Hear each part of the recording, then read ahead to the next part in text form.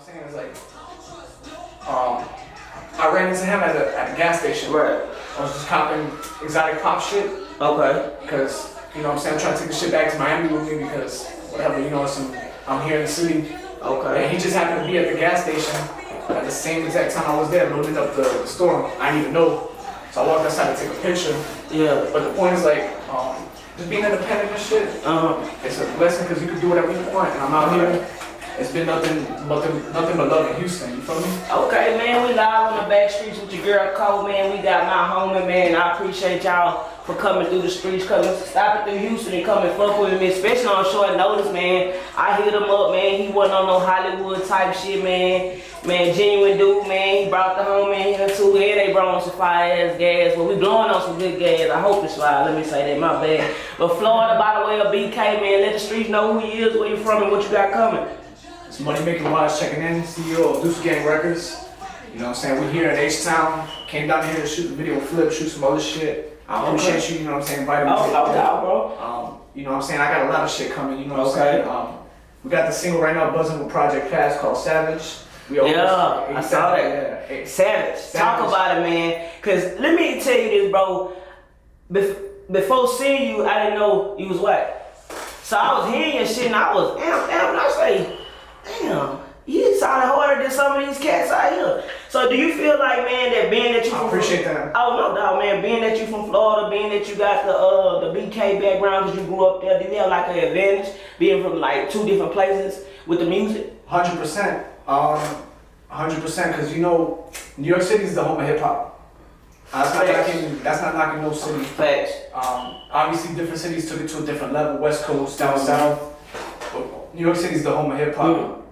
So just being born there in the early 90s, right? You know what I'm saying? I got, whether I wanted to hear hip hop or didn't want to hear hip hop, it was gonna get to me no matter what. Thanks. Because everything on my surround, I come from the home of Biggie, Jay-Z, you know what I'm saying? KRS-One, Nas, come on, bro. And just specifically Brooklyn, you know what I'm saying? We got two of the top 10 MCs arguably in any conversation. So no matter where I go, I'm here bumping out the cars. Facts. I was a huge Ninja Turtles fan. Okay. And the first, you feel me, shit that I heard too was Ninja Rap. Okay. Ice. Okay. You know what I'm saying? So that already the rap was everywhere in the cultures. It was in the cereal commercials. Everywhere. And I watched Fresh Prince when I was young. The whole shit is a rap. So from the day I'm young, I'm listening to rap. Long story short, it's like, you feel me, I'm there, I get that whole New York culture, and I get it in its prime. What is like having that southern advantage too, being that you Florida boy, Miami, you know, y'all got some heavy hitters from out there too. So going back to now the South. So once I moved to Miami, the game had just changed to down south. Okay. Because when I moved down here, when I moved to Miami, it was 03, like 04, and the South just starts coming out heavy. Like in the mainstream. The South had been doing their thing independently. So when I moved to Miami, I get this flux of Pitbull just came out when he was first coming out. And I'm seeing this Drake, I seen Ross, I got to witness Ross come out from the day he came out with Hustling. I just moved there. So I'm catching, and then DJ Khaled is doing the whole, everything in Miami. We're doing 100, we're putting Trick Daddy on the record with this one. We got Paul Wall with Lil Wayne, with Pitbull, Rick Ross. So everything's being fused. I remember that, And then going back to H-Town, because it's these people, you know what I'm saying, from the South, they gonna want to listen to more South shit. When I was in high school, Slim Thug and Mike Jones dropped with Tibbin, so that's that 03, 04 era, exactly. So like I think the whole advantage with the whole South shit is that the whole advantage with the South shit is that the North inspired you to be like, you know, real lyrical. Facts. The South is lyrics, but it's all about the bounce and the bass and the bass. Correct. So true. Seeing the South, they gotta be shouting out in their raps. They gotta be soaking up because you think a lot of people they always shout out Houston. Party Next Door. Everybody. Drake. Everybody loves the city. Everybody loves the drip. Everybody loves the South. You know, it's a thing. You know, that's what I was saying. Right. You know, we're a big, diverse city, man. Houston, we full of everybody, so you can't really miss us. So I think that's what makes Houston really stand out and make people really come down here and see. Damn, we really different. We got our own thing going on. We got our own lingo and shit like that. How did the collabo come about with Flip, the legend himself? To be honest, I had made a record and I had no idea who wanted to feature on it, and I was just like, there was just a 2-year period where I was heavy on flip shit too. Right. And back then, when he came out with like a pimp, Oh yeah. going into the Game Over era, and then he did a lot of shit with Dipset, with G-Unit. He was in New York heavy. He was in New York heavy, and I respected that because somebody to come prove that he could rap with some of the best rappers in the game. And it's not even basically Wize, H-Town sound. He's putting H-Town on their shit and adapting, where it's not like you're too Houston. No, you could get on a beat with anybody, and they're still gonna respect your shit. Not like, you get what I'm saying? Like, I feel that. So you call yourself the white jigger? Yeah. Why?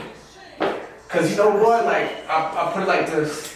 Like you said, people always gonna resort to the fact that I'm white. Right. That's something I'll never. That's given. It's a fact. You feel me? So my whole thing is that there's never been a white artist that I've seen that's been had like a jigger swag.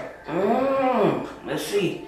Let's name some. Let's go. He's inspired a whole wave of MCs, black and white. Facts. Eminem is top 5. I get a lot of flack because, I get that. Oh, you blinded by white race or some shit. I'm like, man, fuck all that. This dude come from a trailer park. He comes from a mama who was on drugs. Nigga, we go through the same shit. So why we sit there and put he can't be in the conversation. He's a guest. No, fuck, who the fuck did what M has done? Come on, you drop 8 months. Man, I can go on and on because I get real sensitive when it comes to him. Because I'm like, he's top 5. You give me goosebumps talking about because he's, come on, influence-wise? Yeah. You think about it. No, I don't think we would have a slew of rappers, MCs, if it wasn't for him. That's just me. But Eminem, man, arguably top 5. Who was your top 5 that you grew up listening to, or anybody, really? Top 5 from I would say growing up era, for me, like, I don't know, Hove, yeah, Biggie, Pac, DMX, oh yeah, Eminem. Go. Oh yeah. Okay. I mean, there's more that I wish I could put in there, but no Southern, nobody from the South get no love. I would say that's with me growing up, though. I would say that's overall. Because like I said, I would put more, but those are the people that really got me into rap. Gotcha. I feel that 6 rings. And you know what's funny? 50 Cent, I would say 50 Cent next. It was 6 because I'm telling you, like, the order that it was introduced to me. Gotcha. And then from there, like, everybody does a top 50 list. Right. And I'm telling you the truth, over time, I'm not into who's number 1 or who's 50, this top that, because everybody brings something different to the table. So if you keep trying to compare this one to that, this one's the best in this area, that conversation is going to go on forever and ever. There's never going to be a real answer because it's all opinion.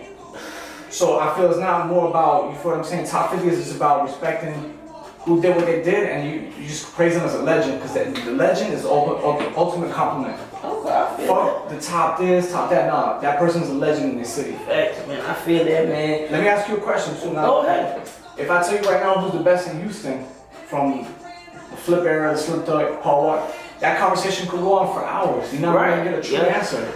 True, it'll be all opinionated. We know Scarface will go on damn near. That's like Jay. It's given. It's like Jay is given. Jay-Z damn near on everybody's top 5 list. That's what I'm saying. And so it's crazy.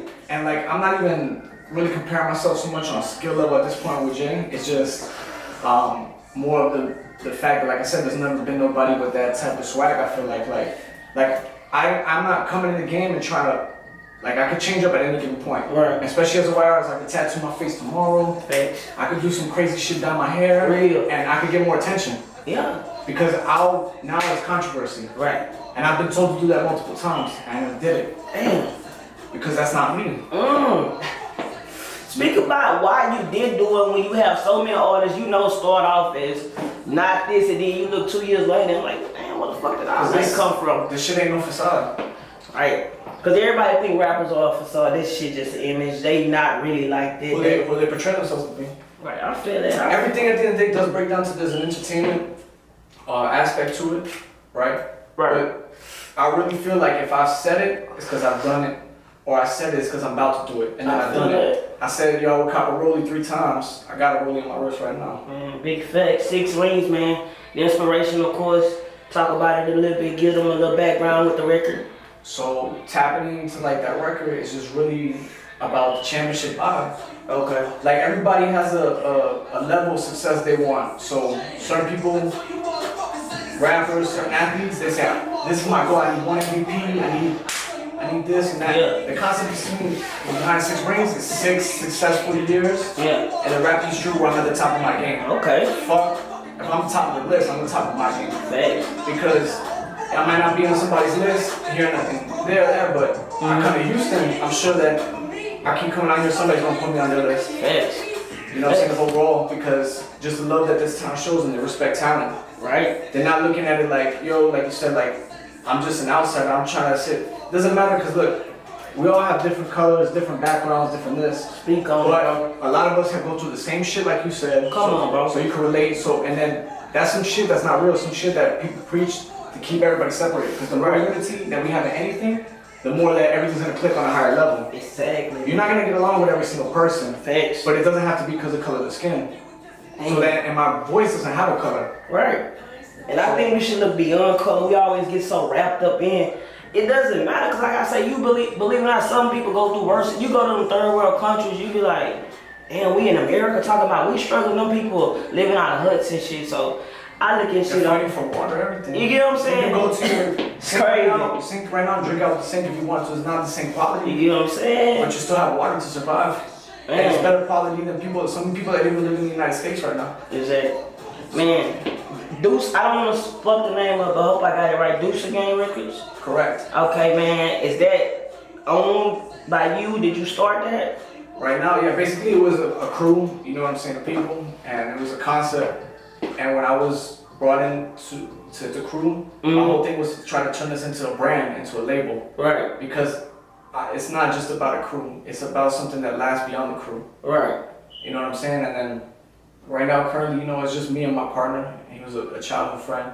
Okay. And we run the shit with the merch, we run the shit with promotions. We opened up a second brand, you know what I'm saying? And Shout the brand out, please. you feel me? It's called Trey County. Trey County, And it's okay. basically, you feel me, about Miami. Okay. Because you'd be like, you know what I'm saying? Like Trick said, he has a song about you and he's like the Trey 05. Right.